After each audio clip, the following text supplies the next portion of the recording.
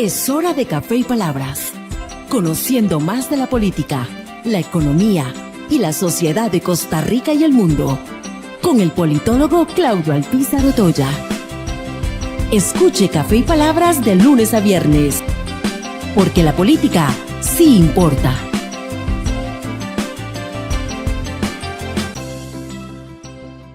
¿Qué tal, amigos? Les saluda Claudio Alpizar Otoya con la ilusión, el gusto que tengo siempre de compartir con ustedes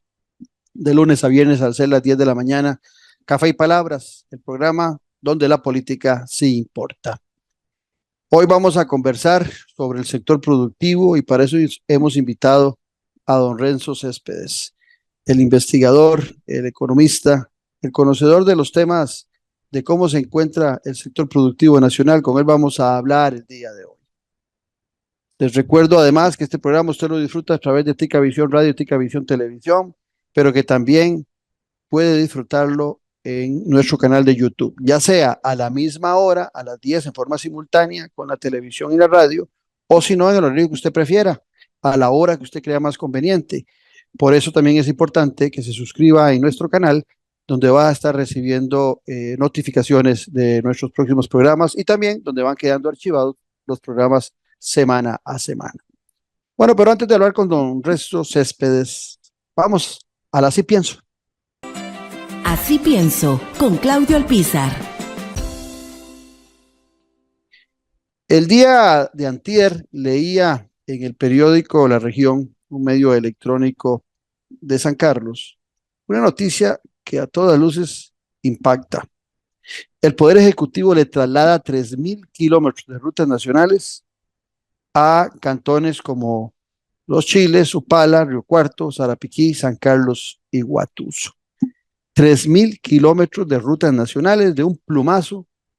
El Poder Ejecutivo se lava las manos, se las tira a los cantones para que desarrollen esas rutas que son nacionales, no cantonales, pero lo mejor de todo, por no decir lo peor, sin presupuesto. O sea, es similar a aquello que aconteció en algún momento de nuestra historia, donde aquellas unidades sanitarias transformadas en EVAIS, de la noche a la mañana, se le pasaron a la Caja Costarricense de Seguro Social cuando eran responsabilidad del Ministerio de Salud, y a la fecha,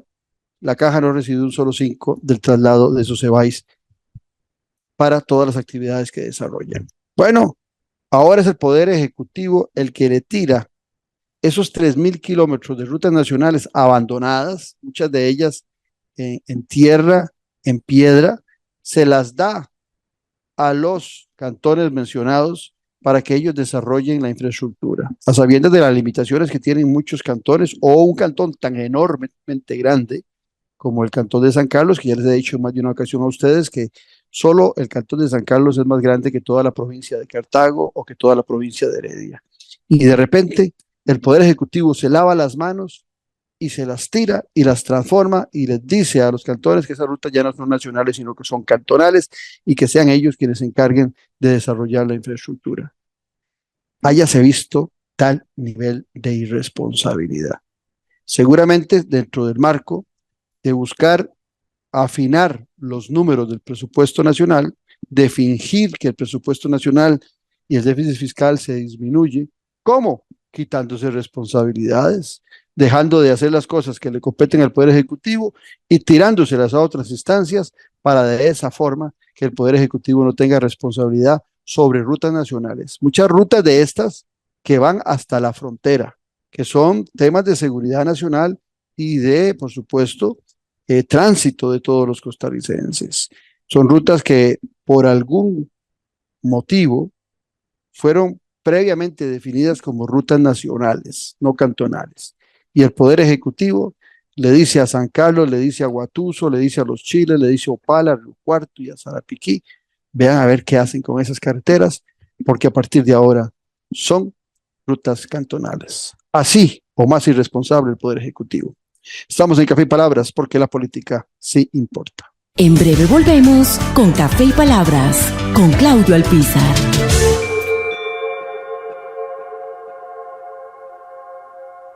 Productos 100% naturales y de producción nacional. Cosmética natural. suplementos naturales, alimentación and wellness. Para adquirir nuestros productos ingresa en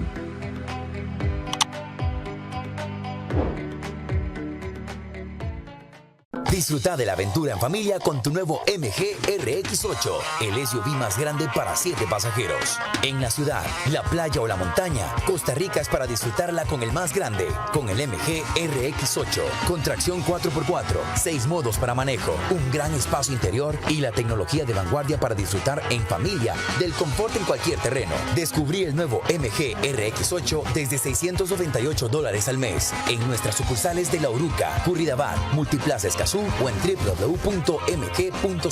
Aplican restricciones.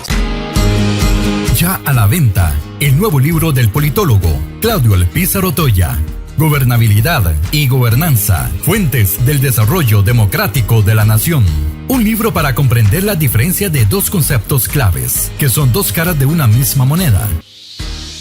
Gobernabilidad y gobernanza, fuentes del desarrollo democrático de la nación. A la venta en las librerías de la Universidad de Costa Rica y en librerías internacional. También lo puede buscar y adquirir en Amazon. Estamos de vuelta en Café y Palabras con el politólogo Claudio Alpizar. Gracias por continuar en nuestra sintonía y como les prometimos, aquí está con nosotros don Renzo Céspedes, consultor en comercio internacional, investigador y es un hombre que conoce muy bien el tema de cómo se encuentra el tejido y el sector productivo costarricense. Y sobre eso queremos conversar el día de hoy con don Renzo Céspedes. Renzo, primero agradecerte como siempre la gentileza que tenés de atendernos y de estar aquí en Café y Palabras. Muchas gracias, Claudio. Un saludo a los que nos acompañan tanto en las redes sociales como en el mundo de la virtualidad tan diversa hoy en día,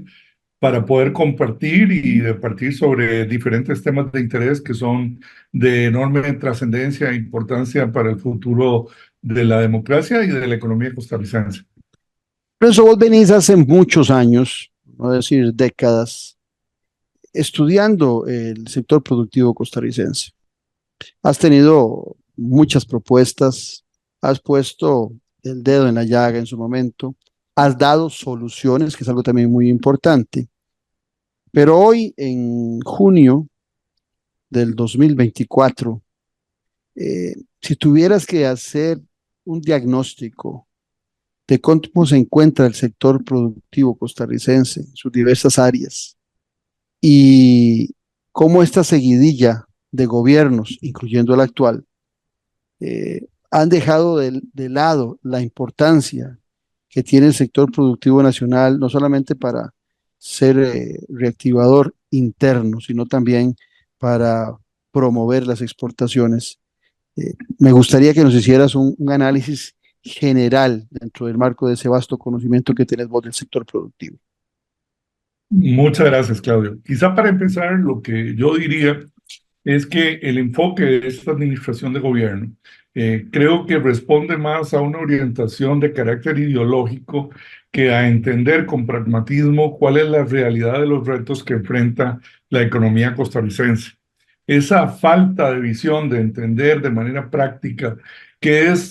cuál es la gran problemática que existe actualmente a nivel del contexto global, cuáles son los grandes retos que te está presentando el mercado internacional, y cuál debería de ser la estrategia país para responder de una manera más asertiva frente a la solución de esos retos y promoviendo el desarrollo de la economía costarricense. Me parece que ahí se han quedado muy cortos,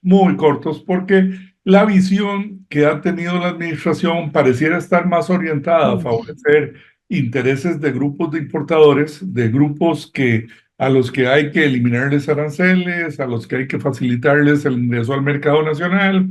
pero sin proponer de una manera seria y reflexiva una propuesta clara y concreta en torno a cómo enfrentar los grandes retos que enfrenta la economía y el sector productivo costarricense. ¿Y cuáles son esos retos? Por un lado, la fuerte tendencia hacia la fragmentación de los grandes bloques comerciales que había venido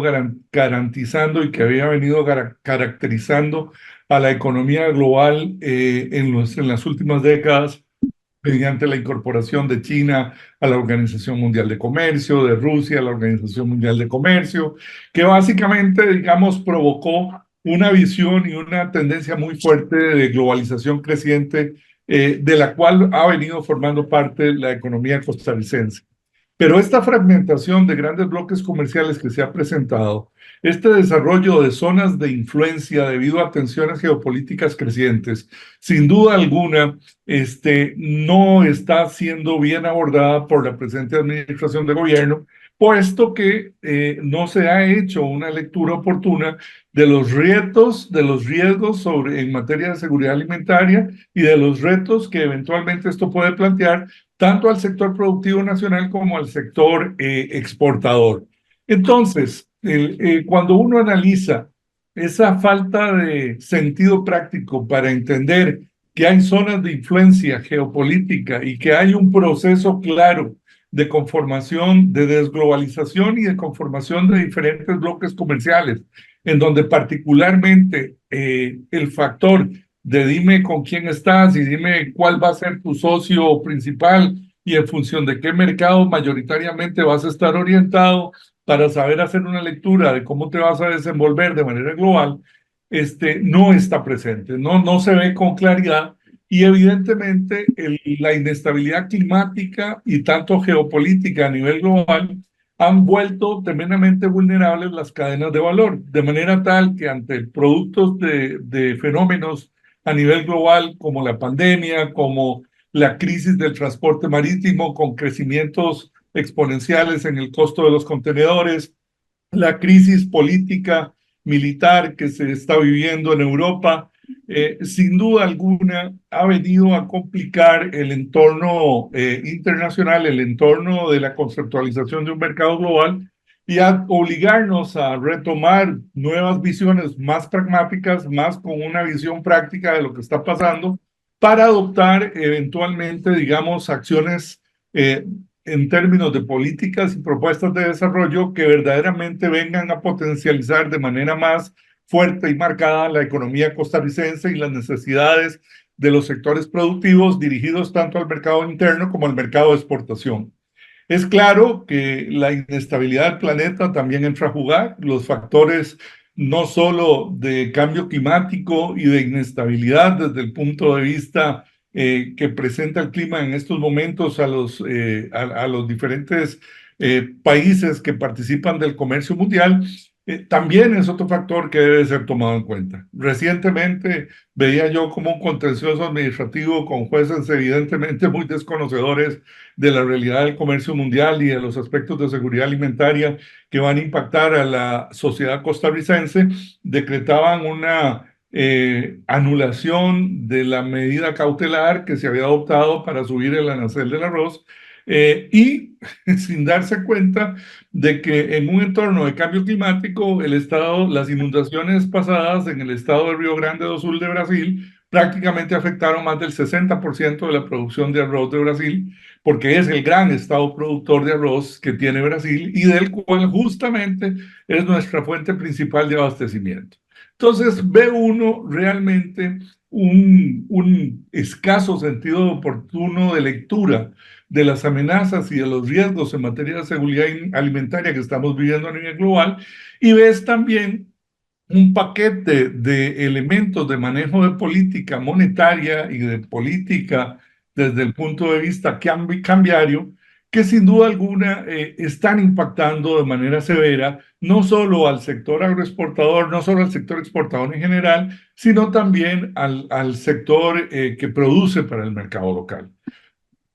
Porque en un entorno en donde tenés una política cambiaria con una revaluación del colón cercana al 28%, que llegó prácticamente Así es. 400 a 490 en un periodo violento de un año y medio, pues prácticamente lo que ves es que hay poco interés del Estado, poca identificación de políticas del Estado por generar respuestas oportunas a las dramáticas necesidades que está planteando el sector productivo nacional, que es el sector que justamente paga impuestos en este país y sostiene este Estado.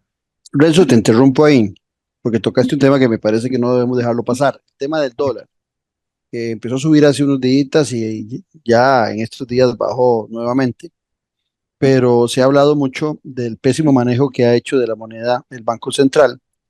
Inclusive, hace algunos días conversaba con vos de que uno de los motivos que pueden estar, haber hecho que nuestra moneda se revaluara tanto con relación al dólar es el juego del pago de intereses a nivel interno de nuestro país por la captación de recursos en colones y el temor de que muchos dineros golondrina de otras naciones, al darse cuenta que Costa Rica estaba pagando o está pagando un interés muy alto en colones, pues vinieron al país a traer sus dólares y los cambiaron en colones para tener una rentabilidad alta en el pago de intereses por esos dineros. Me gustaría que ampliaras sobre esa conversación que tuvimos, porque me parece más que Claro. interesante para la interpretación de los costarricenses, porque no es solamente que pueda existir, como algunos pensamos que también es otro factor, una circulación de muchos dólares de negocios ilegales, de una mafia organizada también de lavado de dinero, sino que también desde las políticas monetarias del Banco Central se puede estar provocando también este exceso de dólares en nuestra economía.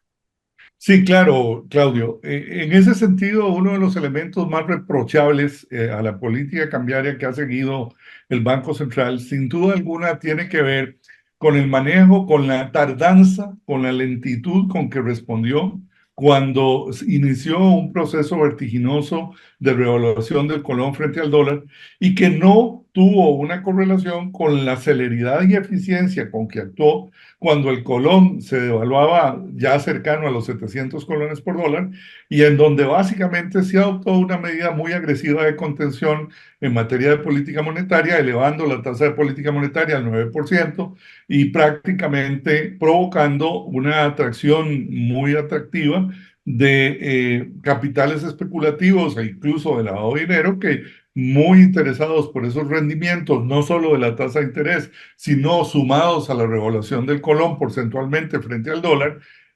permitieron que personas que traían capital especulativo al país tuvieran tasas de rendimientos de 30 y 35%, ¿verdad? Que ningún mercado internacional te los da. Traje dólares, los vendí a 700 colones prácticamente, los internalicé con una tasa de política monetaria de referencia alta y a eso le gané, porque esos mismos dólares después me los llevé, pero básicamente a eso le gané específicamente una revaluación del colón del 28% que me dio una utilidad extra. Entonces es evidente de que el rezago y la tardanza con que el Banco Central ha actuado en el manejo de la tasa de política monetaria, más preocupado por el problema del efecto inflacionario que por el problema en el empleo que esto está generando,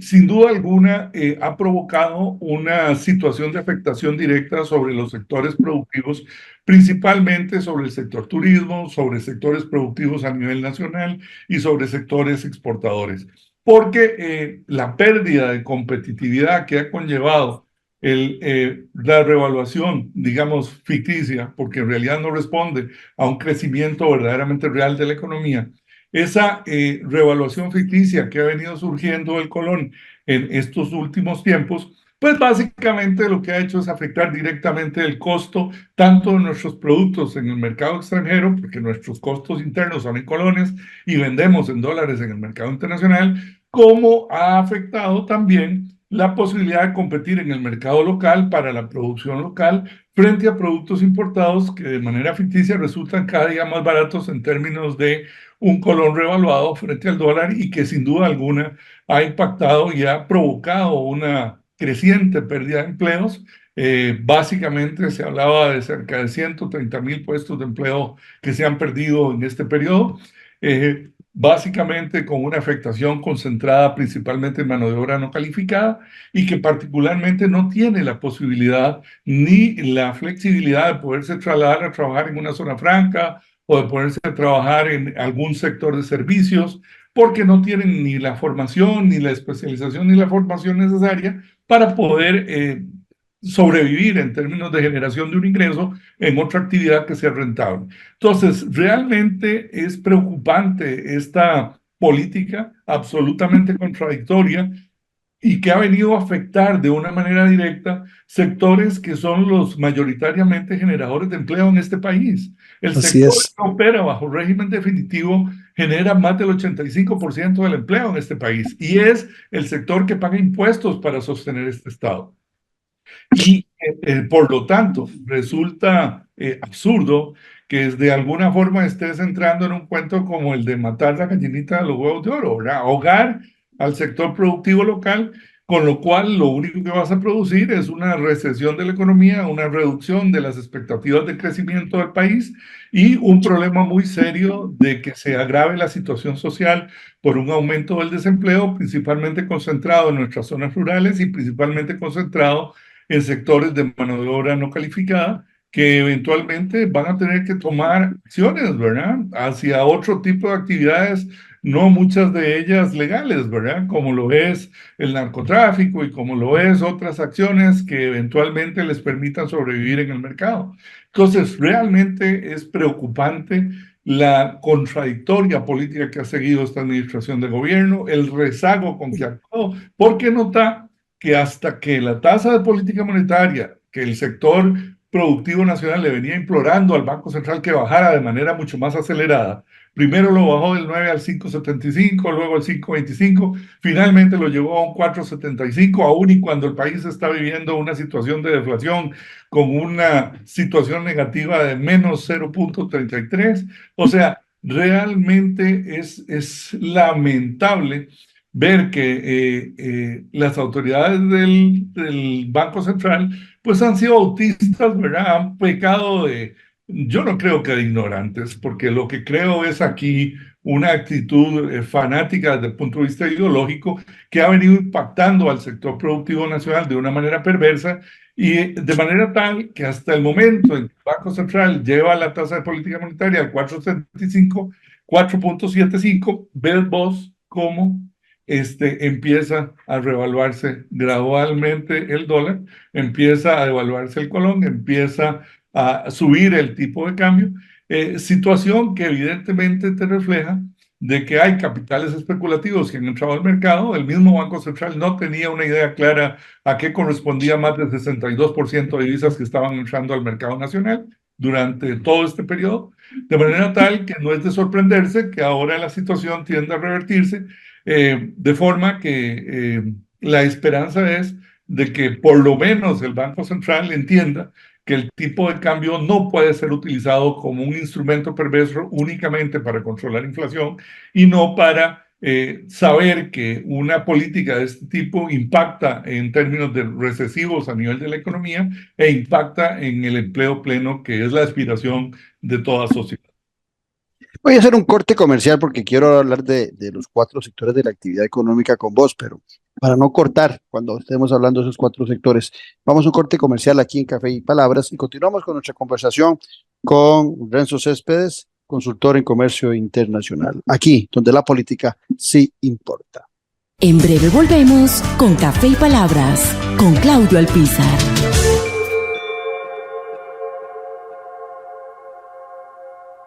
Productos 100% naturales y de producción nacional. Cosmética natural. Suplementos naturales. Alimentación and wellness. Para adquirir nuestros productos ingresa en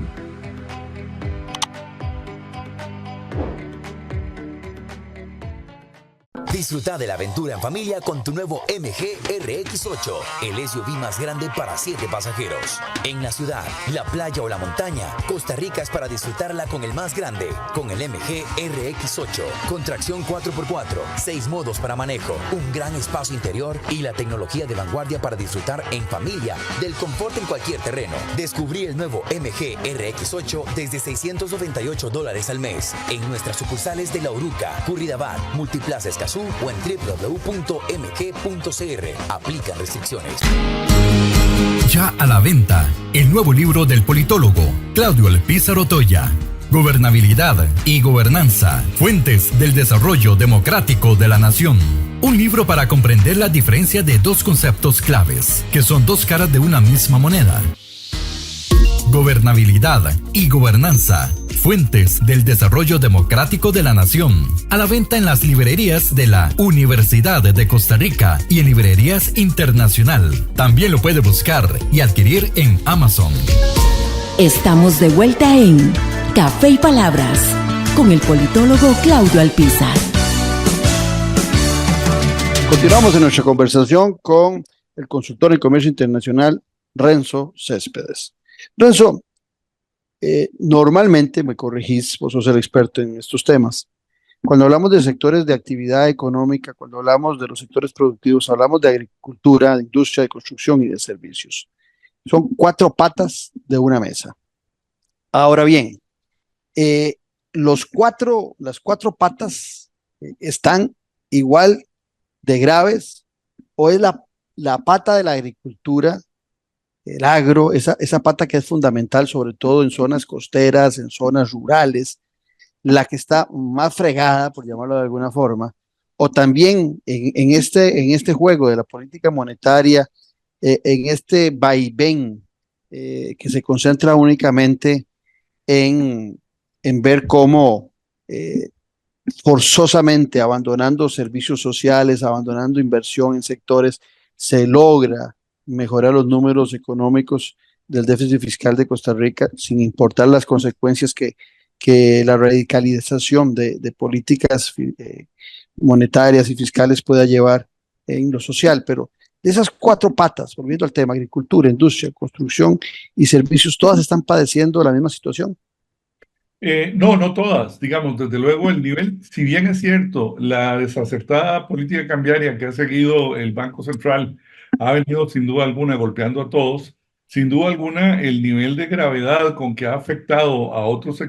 sectores versus otros es mucho mayor. Entonces, por ejemplo, la afectación del sector de la construcción ha sido importante, la afectación del sector agrícola ha sido dramática por justamente la ausencia de políticas agrícolas en términos del mejoramiento de la competitividad y productividad del sector, que sean el fruto del consenso, el diálogo y la discusión con los sectores productivos involucrados, con los actores directos ubicados en el campo. Sin duda alguna ha habido falencias enormes y sectores tremendamente afectados, como lo es en este momento el sector agropecuario. Por otro lado, el sector servicios, sin duda alguna, hay sectores afectados dentro del sector servicios, principalmente a nivel del sector turismo, puesto que sus contratos son en dólares y sus costos son en colones, y resultado de esa situación han experimentado una fuerte pérdida de rentabilidad, que incluso ha afectado a sectores también agroexportadores, ¿verdad?, que a pesar de ser punta de lanza y tener tecnología de punta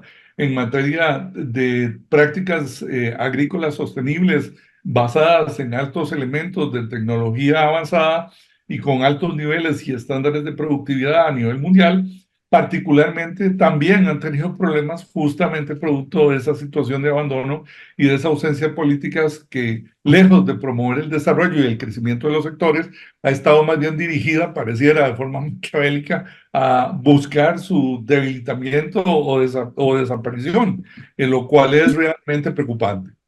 En ese sentido, si tenemos que hablar sector por sector, vemos a un sector de industria que, si bien ha estado afectado por esta política cambiaria,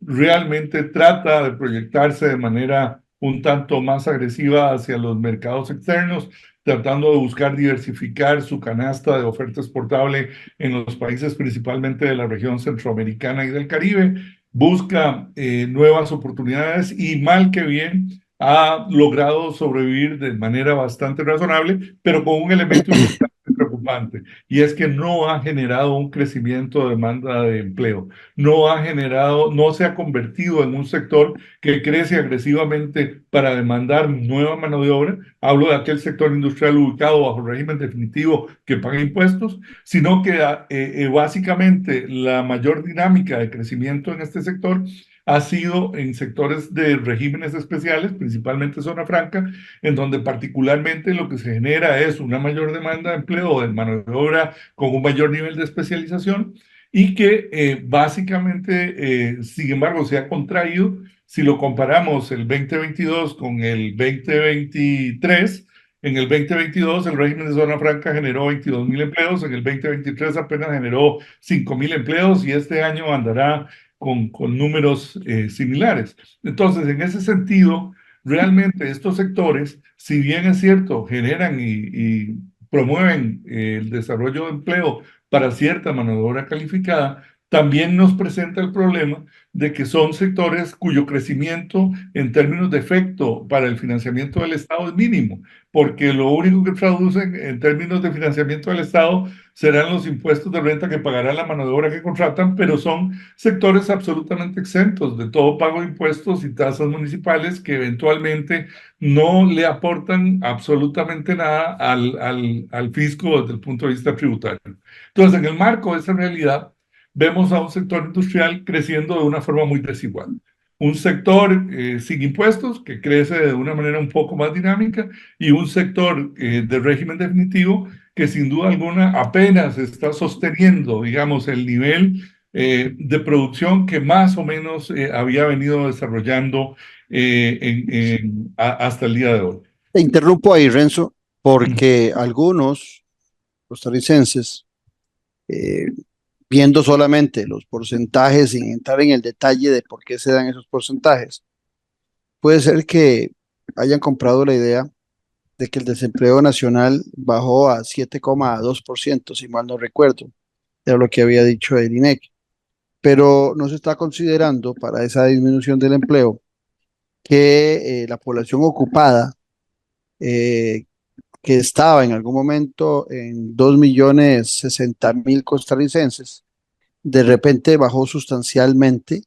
y entonces a la hora de calcular el desempleo se calculó sobre una base inferior. Algunos dirán, pero ¿cómo es eso? Que de repente alguien anda buscando empleo y después ya no lo ocupa. O sea, seguramente estaba en una condición de mucha bonanza o muy tranquilo y entonces tiene muchos ahorros y dice, ¿para qué voy a trabajar? Me quedo en la casa. Eso pasa haciendo, inclusive, esto que estoy diciendo, que vos soltaste una risa, ¿verdad? Que algunos piensan, uno podría decir, bueno, es que tal vez las personas que no conocen de temas económicos lo piensan así, pero ojo, esto lo dijo en un momento el ministro de Hacienda, cuando dijo don Olga Costa que la gente se había retirado porque era tal la bonanza del país que estaba en una situación muy cómoda que ya no ocupaban trabajar, lo cual a mí me parecía de enorme irresponsabilidad el comentario, pero que alguna gente la compra. No, es cierto. El gran problema que hay es que mucha gente se ha cansado de buscar trabajo y de no encontrarlo. Y como resultado de ello, no les ha quedado más alternativa que ir a las vías o a los canales de la informalidad. O sea, realmente es lamentable, más bien en ese sentido, la falta de oportunidades de empleo, principalmente para mano de obra no especializada, y sobre todo sin entender la sociedad costarricense que los tiempos a nivel global han cambiado de una manera sustancial, de manera tal que hoy los 60 o los 65 de nuestros padres no son los 60, 65 de esta Costa Rica actual, en donde particularmente un hombre de 60, 65 tiene un alto nivel de productividad, a gran nivel de experiencia, muchos con un gran nivel de capacitación, para poder trabajar y mantenerse vitales trabajando y contribuyendo a la economía, pero que por esta contracción que se ha venido viviendo, justamente tienen dificultades muy serias de poderse colocar, de poder encontrar una posición de trabajo en el mercado y que les complica enormemente la condición de sobrevivencia, de subsistencia, pasando prácticamente a tener que operar en un marco de informalidad o a depender de alguna forma de los hijos o de la familia que tienen que echarles una mano para poder subsistir con los gastos del mes. Entonces, evidentemente, aquí lo que tenemos, como te lo dije, en el sector industrial, no es un crecimiento pujante y mucho menos en el sector productivo industrial que está pagando impuestos, sino todo lo contrario, más bien una latencia, una situación de mantenimiento y de un crecimiento muy leve, porque realmente la ausencia de políticas del Estado dirigidas a promover el mejoramiento de la productividad no existe, no contribuye, no opera, de la misma forma en que no opera en el sector agropecuario, en donde tenemos aún una situación más grave, porque tenemos sectores prácticamente en una situación de abandono durante las últimas digamos, 8 o 10 años, sectores en donde no ha habido un progreso sustancial en la definición de mecanismos que contribuyan a una política de sana competencia en los mercados, que contribuyan a diversificar las condiciones y incrementar el margen de rentabilidad de los productores mediante esquemas más transparentes de competencia que permitan aumentar el nivel de rentabilidad que tiene que recibir el productor, que contradictoriamente es el que produce el bien, pero es el que recibe el menor nivel de rentabilidad de toda la agrocadena. Y por otro lado, un país en donde no hay seguros agropecuarios que funcionen. Estamos en el marco de un entorno inestable de cambio climático a nivel global, pero no encontrás, digámoslo así, un esquema de seguros agropecuarios que de alguna forma le dé una posibilidad de mayor certidumbre para operar al agricultor costarricense. Mientras que en Colombia el agricultor recibe en materia de seguro agrícola un 60% de subsidio del Estado, mientras que en Perú hay un 60% de subsidio del Estado al agricultor, mientras que en Ecuador hay un 60% de subsidio del Estado, y mientras en Chile hay más o menos un 40% de subsidio del Estado al agricultor en materia de seguros agrícolas, aquí prácticamente están en la dirección de una vía clara de desmantelamiento. ¿Por qué? Porque no hay ningún interés de la presente administración de gobierno mediante las señales y las políticas y las acciones de instrumentos que usa, evidencia claramente que no hay ningún interés por parte de la administración de generar ninguna posibilidad de potencializar y apoyar de una manera constructiva y efectiva y responder de manera directa a las verdaderas necesidades de estos sectores. En eso, Renzo, me haces pensar mucho en los discursos que oía en la pasada campaña electoral, en donde la gran solución que muchos planteaban para las zonas rurales, para las zonas costeras, era la creación de zonas francas. Esa es como la muletilla que tiene más de uno, hagamos zonas francas. Ya vos lo decías antes, que el 15% son zonas francas y el 85% de nuestro sector productivo son lo que se llama régimen definitivo. Ahí está el 85%. O sea, eso es básico no solamente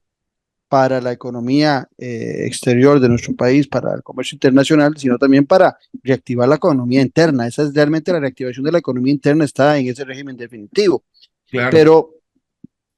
me llamaba la atención en los discursos en campaña electorales, y entre esos incluía el presidente, que todos hablaban de establecer zonas francas en estas zonas, donde primero tendríamos que hacer un enorme esfuerzo, ya sea con universidades, con el INE y demás, para preparar la gente, porque vos también lo planteabas antes, el personal, el recurso humano que en zonas francas se requiere, eso es un personal más calificado, con mayor formación.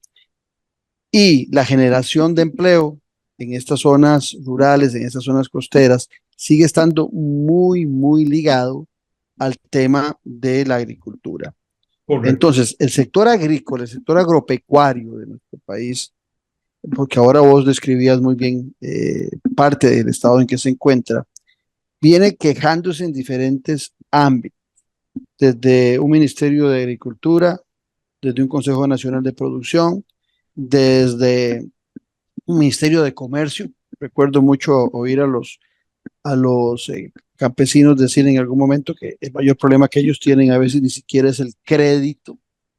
sino que es la comercialización de su producto, donde en muchas ocasiones andan a tontas y a locas comercializando un producto, que ahí es donde aparecen los vivillos intermediarios haciendo el gran agosto con el sudor de la frente del campesino costarricense. Concentrándonos en ese sector agropecuario, que ya vos diste algunas pistas, ¿qué se está dejando de hacer y qué deberíamos estar haciendo para que ese agricultor, que es desde un pequeño agricultor, no pensemos en el agricultor como en el piñero, en el bananero, sino ese pequeño agricultor que en muchas ocasiones produce, inclusive para ir a distribuir su producto en las ferias del agricultor, a sabiendas de que si va a un supermercado como el Walmart le van a pagar en 120 días y les van a poner el precio de un producto que no le va a ser rentable, que prefiere buscar mercados alternos a ir a muchos supermercados. ¿Cuál es la situación y el análisis con ese seguimiento que vos le das al sector agro de este sector, y cuáles son las falencias y dónde podríamos estar nosotros fortaleciendo a un sector que, te agrego algo más para tu análisis? Creo que la ruta del arroz, cuando el gobierno habla de la ruta del arroz, está mal el título de gobierno, es la ruta de la agricultura, no es del arroz, que es la importación y dejar de producir. Es correcto, realmente la política de este Estado, de este gobierno, está claramente orientada a promover la eliminación de aranceles en los sectores agrícolas sensitivos importantes, como ocurrió en el caso del arroz, como ha querido el gobierno emprender iniciativas similares en reducción de los aranceles de papa fresca, entre otros, y en donde vemos que producto justamente de esa revaluación del colón, al volverse competitivo el producto importado por una revaluación ficticia del colón, simplemente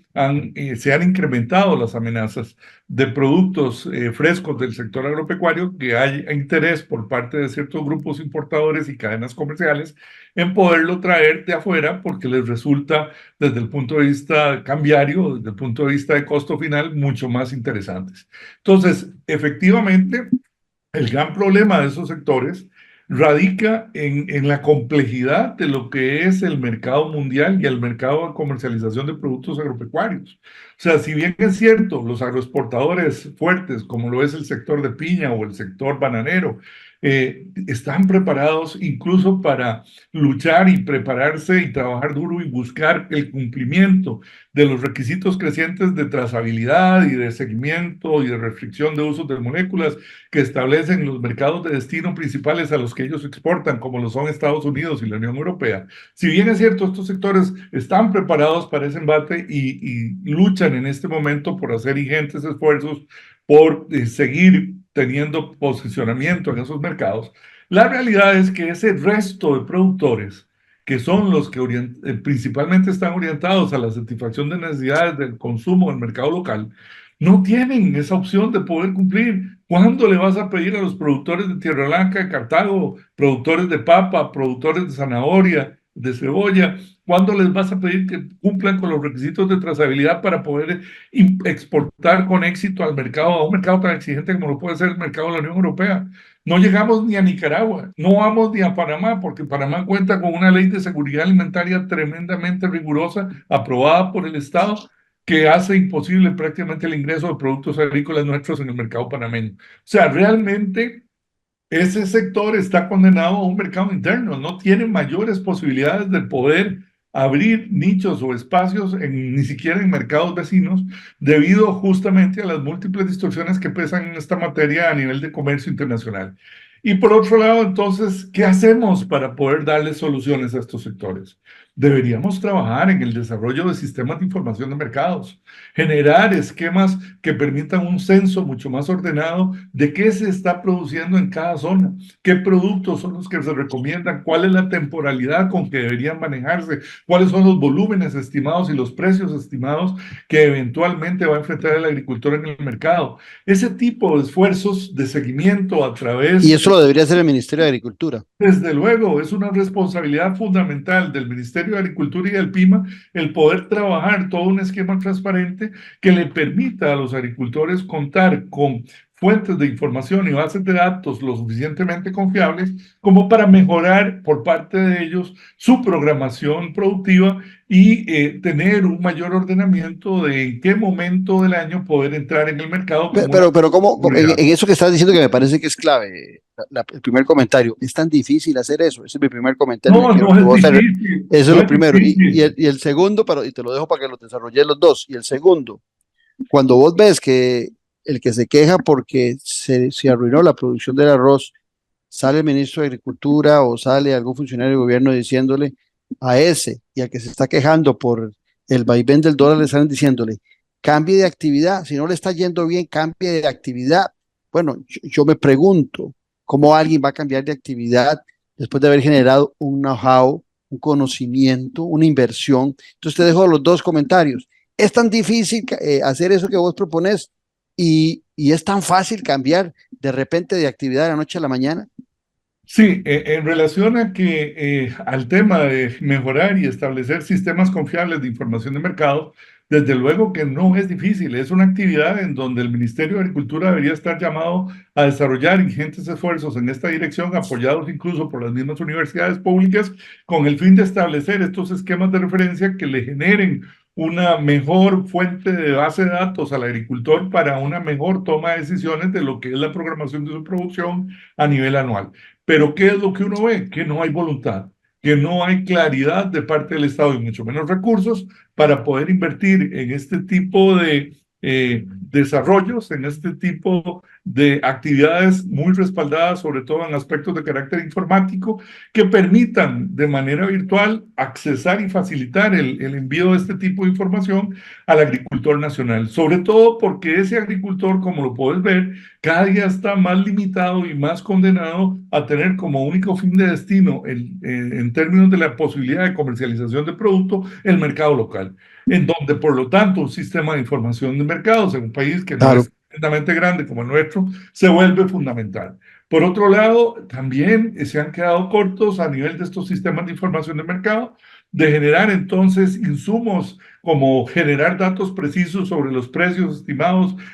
que el agricultor puede accesar en materia de insumos agrícolas al comercio, fuentes eventualmente de clientes potenciales en las diferentes regiones turísticas del país hacia donde podrían orientar también la comercialización de sus productos. En fin, un sistema de información de mercados amplio que no solo esté centrado en torno a las estimaciones y recomendaciones de precios de mercado sobre los ciclos de cosecha que deberían ser los más recomendados, sino que además de ello incorpore insumos, precios de insumos del mercado, posibilidad de accesar esos insumos a precios competitivos respecto al mercado internacional y nuevas fuentes, digamos, de potenciales compradores hacia los cuales poder dirigir mediante las nuevas tecnologías eventualmente la comercialización de calidad de estos productos, principalmente complementando el crecimiento del sector turístico. Entonces, ves que en realidad por ese lado hay un problema de mucha limitación y mucha falta de voluntad política. Por el otro lado, cuando vos me decís, bueno, pero entonces cambiar de actividad es muy sencillo. No, hay un problema de know-how. Bueno, yo no soy el que lo digo, el que lo dice es el vicepresidente y el ministro de Agricultura, ¿no? Sí, el vicepresidente Stefan Brunner, de manera muy simplista, recomendó dedicarse a otra actividad. Evidentemente, es lamentable un tipo de afirmación de esta naturaleza cuando no se entiende que gran parte del desarrollo de infraestructura, maquinaria, equipo, sistemas de tecnología que un agricultor tiene que implementar, siempre están dirigidos al desarrollo de ciertas actividades productivas en particular, de manera tal que el día de mañana vos no puedes dejar de producir papas para poderte producir arroz, y mucho menos en una condición o en una situación en la cual las condiciones agroecológicas del terreno no se prestan por la altura, el clima, etc. Entonces, en el marco de esa realidad, evidentemente, este tipo de recomendaciones simplistas refleja un desprecio y un desinterés absoluto por atender las necesidades y preocupaciones del sector productivo nacional. Es lamentable que desde el punto de vista de una autoridad de gobierno se den declaraciones tan irresponsables de este tipo que evidentemente reflejan un profundo desconocimiento de lo que son las millonarias inversiones de infraestructura que un agricultor tiene que hacer y que le limitan en mucho la posibilidad de reconversión para eventualmente dedicarse a otra actividad que resulte rentable. Por otro lado, es importante señalarte que de igual forma este sector productivo requiere aspectos importantes de mejoramiento en materia de acceso al crédito, de generar garantías, de facilitar los esquemas de garantías crediticias que le permitan al agricultor un financiamiento oportuno y de un costo razonable, que con base en el cual pueda realmente competir en el mercado local. Ahí yo insisto mucho en que el Banco Nacional, el Banco de Costa Rica, vuelvan a ser la verdadera banca de desarrollo que siempre fueron y que dejen de estar en los negocios suntuosos en que está la banca privada. De igual forma, también es importante avanzar en nuestra legislación de defensa comercial. Es increíble cómo un proyecto de ley de defensa comercial muy moderno, que está actualmente en la corriente legislativa desde hace unos años, no ha podido avanzar simplemente por el desinterés de las autoridades políticas de no entender la existencia de múltiples subsidios y de múltiples prácticas de comercio desleal que obstruyen, abundan en el comercio internacional y afectan de una manera sustantiva la posibilidad de competencia de nuestra producción local. Y ahí ves vos realmente todavía un desinterés marcado de las autoridades políticas por impulsar este tipo de iniciativas. Por otro lado, el mejoramiento de capacitación por parte del Ministerio de Agricultura y de universidades públicas que pueden apoyar en estos procesos para mejorar las prácticas de manejo de post cosecha e industrialización de los productos agrícolas frescos, para incrementar ese grado de valor agregado que el agricultor podría incorporar y que le permitiría al agricultor accesar precios y atender mercados un poco más exigentes, pero en donde tampoco es que hay una política agrícola que esté, mucho menos en esta administración de gobierno, orientada a fortalecer y a promover este tipo de acciones. De igual forma, es importante también el hecho de la capacitación en materia de buenas prácticas agrícolas, de introducción de elementos claves que mejoren desde el punto de vista agroecológico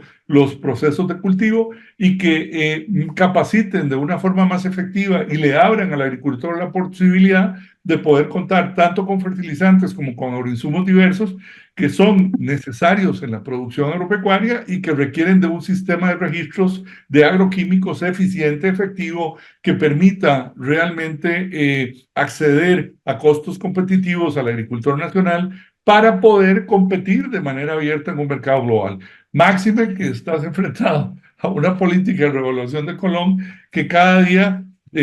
aumenta la tendencia y el interés de ciertos importadores de venir a penetrar el mercado costarricense, provocando más abandono, más pérdida de bienestar en los agricultores, sobre todo en ese sector agrícola tradicional que está muy orientado hacia a satisfacer las necesidades del mercado local y que fue básico, fue fundamental durante el periodo de pandemia, en donde los costarricenses nos alimentamos por muchos agricultores trabajando de sol a sol, asegurando la comida de los costarricenses. No, y antes hablabas vos del caso de Brasil, de donde nos atenemos en muchas ocasiones para el consumo del arroz que viene a nuestro país y la situación que vivía, o mercados como el vietnamita, el chino, que de repente dicen, bueno, ante la situación que nos encontramos, no se importa, no se exporta arroz, todo se queda para consumo interno. Eso es un tema. Hay que tener muy claro, Claudio, que en el comercio internacional, cuando los países ven en riesgo por la inestabilidad climática global, el crecimiento de su producción para poder asegurar el abastecimiento de su población, de las necesidades de consumo de su población, toman medidas muy restrictivas, claro, impuestos a la exportación y restringen la posibilidad de comercializar grano. Y las toma porque sus ciudadanos son la prioridad, por eso es que la toman. Claro, y si vos analizás un caso como el que te cité ya a mayor detalle del Brasil, ves, por ejemplo, cómo en el caso del arroz, el Brasil está importando 1 millón de toneladas de arroz del mercado internacional que no iba a importar jamás porque eran autosuficientes y más bien tenían excedentes de exportación, de forma tal que en estos momentos más bien ves comprometido el mercado internacional de arroz porque es un mercado que comercializa apenas el 10% a nivel internacional de lo que se produce de manera global, porque los grandes productores son a su vez también grandes consumidores, como India, como China, de manera tal que entonces los remanentes que se comercializan en el mercado local son los que este gobierno pareciera querer dejarle a la población costarricense que se la juegue y que espere, ojalá, un comportamiento de bajos precios en el mercado. Situación que a raíz de esto que está pasando no está ocurriendo, porque la tendencia más bien es a crecimiento de los precios internacionales. Nos quedan 2 minutos, está riquísima la conversación y la cátedra que nos estás dando, pero nos quedan 2 minutos y oyéndote en tus planteamientos en lo que deberíamos estar haciendo, se me vino a la mente mi maestro, amigo, que Dios goce, don Wilbur Jiménez Castro, cuando hablaba de planificación, y siempre decía él en sus clases que lo que planifica el Estado, que se planifica desde el Poder Ejecutivo en los sectores productivos, en este caso, es de acato obligatorio para el sector público y que el sector privado puede seguir haciendo lo que quiera, porque la planificación solamente es orientativa. ¿Por qué te planteo esto? Porque si el Estado costarricense, en el caso de la agricultura, estuviera planificando, esto estaría haciendo que la banca estatal o la banca comercial estaría haciendo que los diferentes actores de la economía costarricense o de apoyo al sector productivo estuvieran apegados a esa política pública que se está trazando y que está diciendo produzcamos X, Y y Z productos, que sobre esos productos el Estado va a ayudar a adquirir mejor tecnología, mejor precio, van a haber créditos, va a haber asesoría. Esto no quiere decir que el sector privado no pueda seguir en lo suyo. Si de repente Claudio dice, no, yo quiero producir uvas y vino en el país, bueno, eso es una decisión suya, pero el Estado eso no lo tiene como prioridad en su planificación. Lo que vos nos has dicho ahorita es que nosotros en el sector agro tenemos cero planificación, andamos a tontas y a locas. Es correcto, es totalmente correcto. O sea, no solo hay cero planificación, sino que además no hay esfuerzos serios en materia de innovación tecnológica, en materia de desarrollo y adopción de tecnologías avanzadas que permitan el mejoramiento de muchos de los cultivos existentes y de los más importantes en términos de la seguridad alimentaria de nuestro país. De manera tal que es preocupante ver que en un entorno bajo esas condiciones podás vos asegurar de manera sostenible las condiciones de vida del sector agrícola enfrentado a estas múltiples distorsiones y a estas políticas de abandono literal que ha tenido la presente administración de gobierno. Renzo, no me queda más que agradecerte que compartas tu conocimiento, tu experiencia con los oyentes y quienes nos ven también a través de la televisión en Café y Palabras. Muchas gracias. Con mucho gusto, Claudio. Un saludo enorme. Igual para ustedes las gracias y esperarlos en nuestro próximo programa al ser las 10 de la mañana, aquí donde usted disfruta la política, porque la política sí importa. Esto fue Café y Palabras, porque la política sí importa, con el politólogo Claudio Alpizar Otoya. Escuche Café y Palabras de lunes a viernes, porque la política sí importa.